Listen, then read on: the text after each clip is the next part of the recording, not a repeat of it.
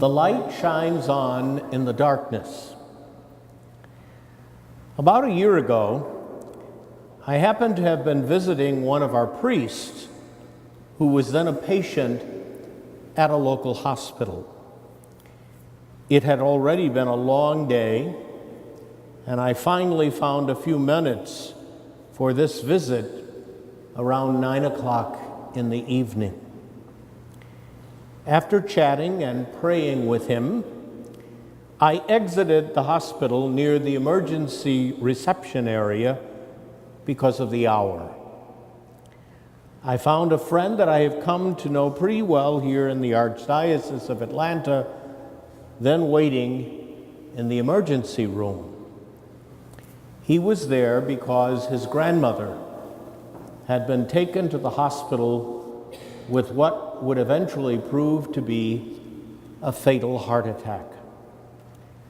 I was able to anoint her and to offer some comfort to her family. I left the hospital that evening wondering if it was God's design that my visit to a hospitalized priest was intended to place me in the right place at the right moment to be a priest for this friend and for his family. The light shines on in the darkness. There are events in all of our lives that may appear haphazard at the moment, but eventually may prove to be almost divinely ordered. There is a great deal of darkness in our world today. The brutal tragedy in Syria, the ongoing violence throughout the Middle East, the natural disasters in Haiti and places much closer to home, the increasing rate of substance abuse among all sectors of our nation, young and old, rich and poor, touching every race and culture. The rampant and increasing and intensifying lack of reverence for the precious gift of human life. There are so many things that bring darkness and death to this world.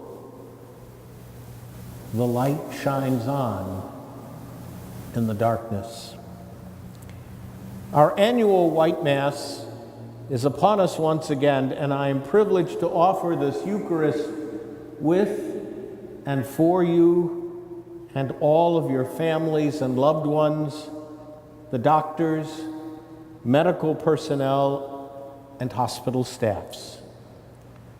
You bring such splendor and light into the lives of so many people in this local church. Your compassionate care and tenderness at moments of great suffering and sorrow are signs of the presence of Christ himself in his healing ministry in the world today.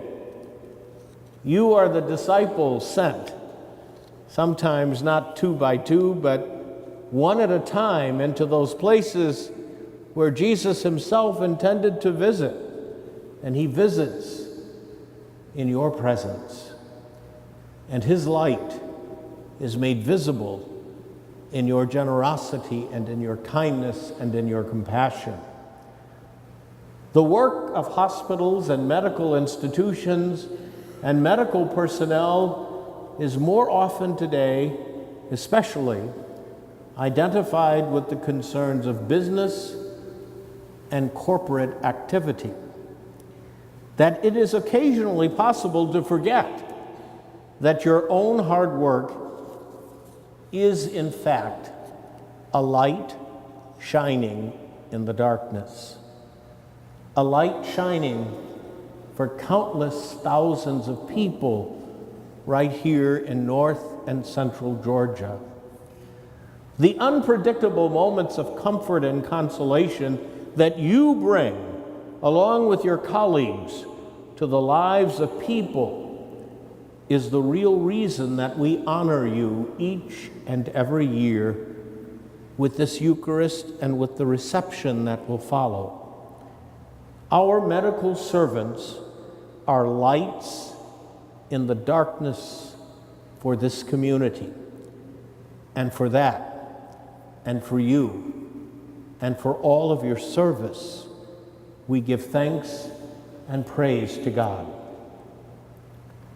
We must also, however, pray this evening for the defense of our religious liberty and for the integrity of all medical staff personnel who now find themselves too often in open conflict with current laws or procedures that now violate their conscience and run counter to their faith traditions.